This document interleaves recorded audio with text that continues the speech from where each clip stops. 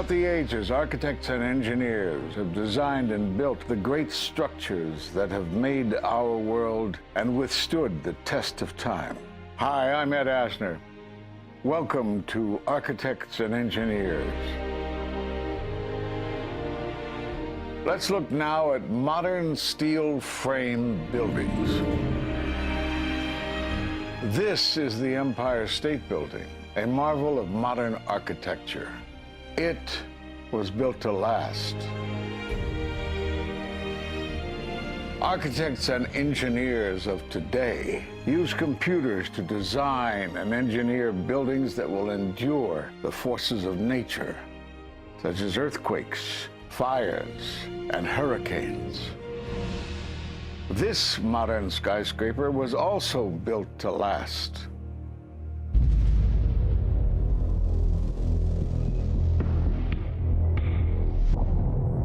We've seen buildings completely destroyed like this before, but only when done intentionally.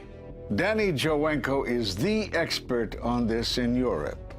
What did he say? Dit is controlled demolition. Zeker weten. Zeker weten. Er is nagesprongen. Dit is in opdracht gebeurd. Dit heeft een team gedaan van experts. Let's compare. Explosives are used to demolish buildings like this in just seconds. Okay, so it's a controlled demolition. What's the problem with that? Well, it happened on the afternoon of 9/11 at the World Trade Center. Let's just think about this. Controlled demolitions cannot be engineered and rigged in a day. It takes months. And therefore, this event must have been planned in advance. You hear that? Keep your eye on that building, it'll be coming down. The building is about to blow up. Moving back. We are walking back. There's a building about to blow up. Did they actually use the word brought down, and who was it that was telling you this? The fire department, and they did use the word, we're going to have to bring it down.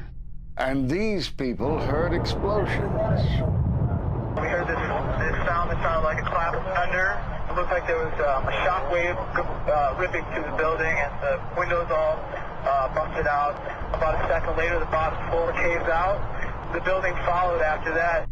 He takes his hand off, and you hear 3, 2, 1, and it was boom, boom, boom, boom, boom. And these reporters recognized it as a controlled demolition.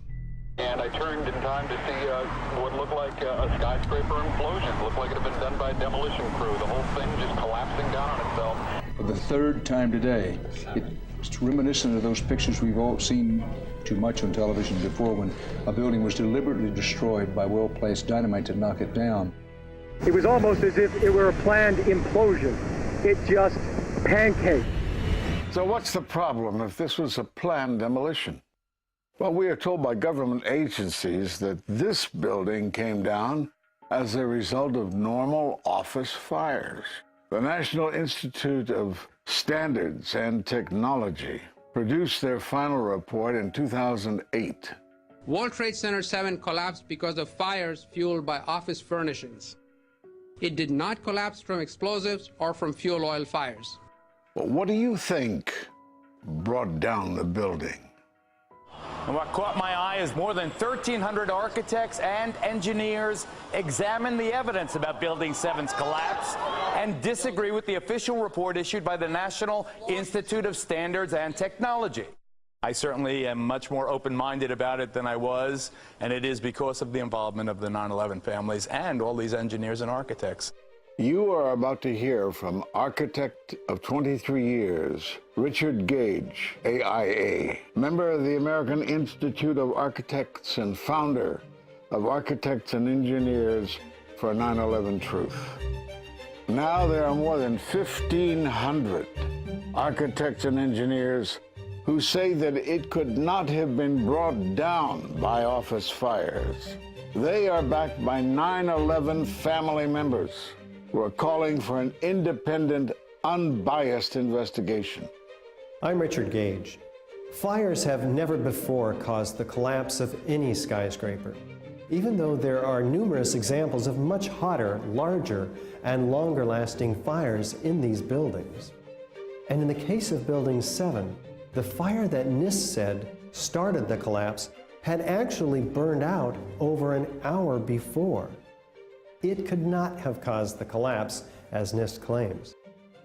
Yet this 47-story, modern steel-framed skyscraper, which was not hit by an airplane, collapses mostly into its own footprint like a house of cards, as fast as a bowling ball falling off the side of the building, in just under 7 seconds. Listen to the experts. Building number 7 descended in free fall for the first 100 feet, which means that there was absolutely no resistance to the descent whatsoever. NIST has admitted it went into free fall for 8 stories. And going from motionless to free fall instantly, that's a bothersome part of the puzzle because NIST never explained it. We've got a building that came down in its own footprint, so all of the columns really needed to be severed at the same time in order for that structure to fall the way that we saw. The symmetry is the smoking gun. The whole building completely comes down in one continuous motion. There couldn't have been any structural resistance. According to NIST, the failure occurred at column 79 on level 12. They're talking about a single columnar collapse or failure that resulted in a total collapse of the building. It is possible that you could have a local failure as a result of a connection failing. But the likelihood of that failure dragging the entire building in such a fashion that all the columns would fail at the same time is an impossibility. Impossibility? Yes. What I saw, it was a classic implosion. The center of the core, the penthouse area, starts to move first, and then the building follows along with it. I'd like to know why NIST excluded the document from FEMA in Appendix C that documented the evidence of melting steel. Why is this forensic evidence not being included in the report? In an office fire, you cannot generate enough heat to melt steel. And yet we have evidence of molten iron. R.J. Lee Company, USGS, and Dr. Stephen Jones's work, all three separately found these microspheres.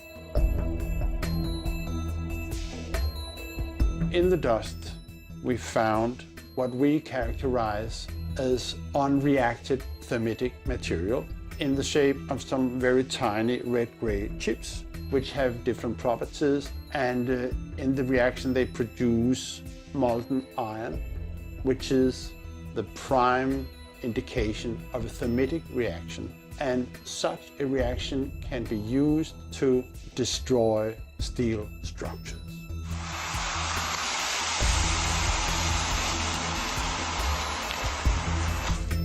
What we have found is a modern version of thermite, which we call nanothermite.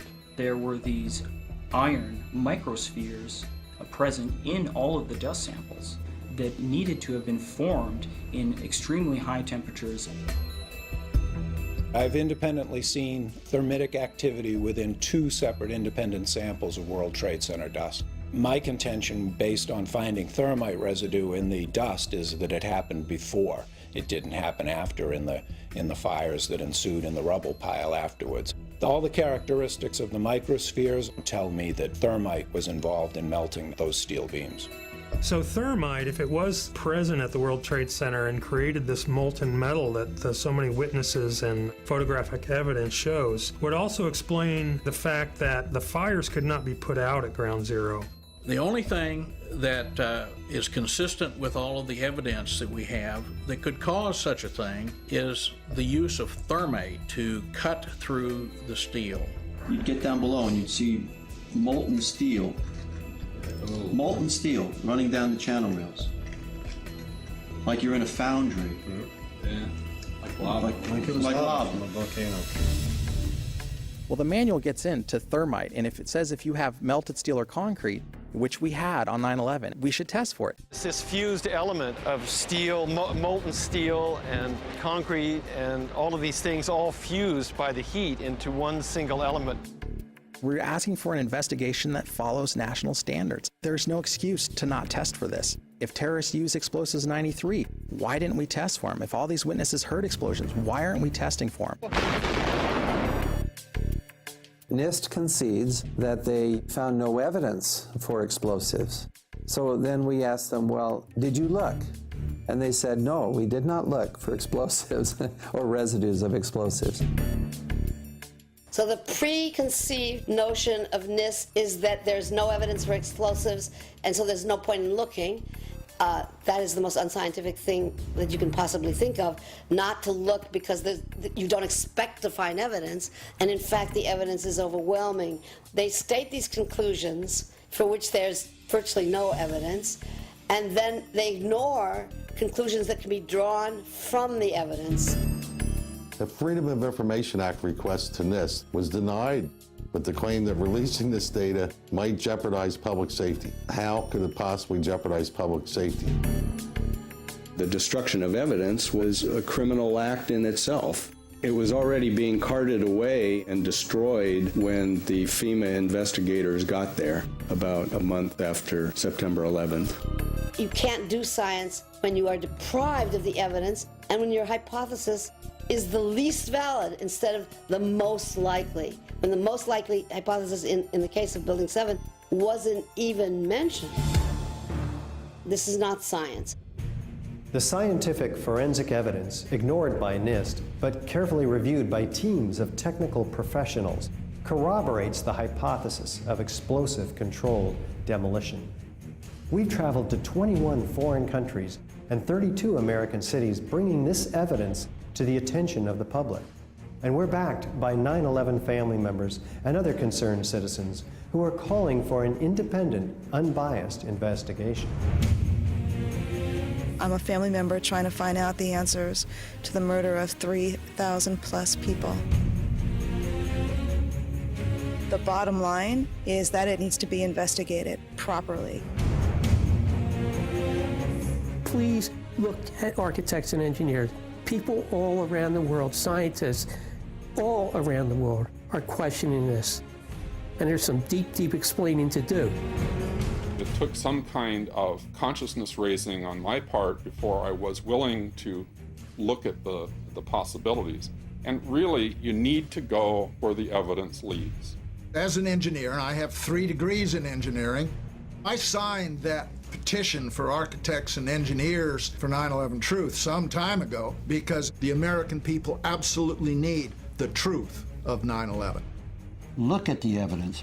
In fact, I'll say this very categorically. Any reasonable person who looks at the evidence that's been brought forward has got to come away with the feeling that something has to be done, a real investigation has to be put forward. We will never heal. This country will never, ever, ever forget that day. We have to demand a new investigation. I want justice here. The country owns this. We were all victims. You all should want answers. It's not just ours, not just mine. We all lost something that day. It's distressing for everyone to come to terms with this evidence. But we must pursue the truth wherever it leads. Look at the evidence and decide for yourself.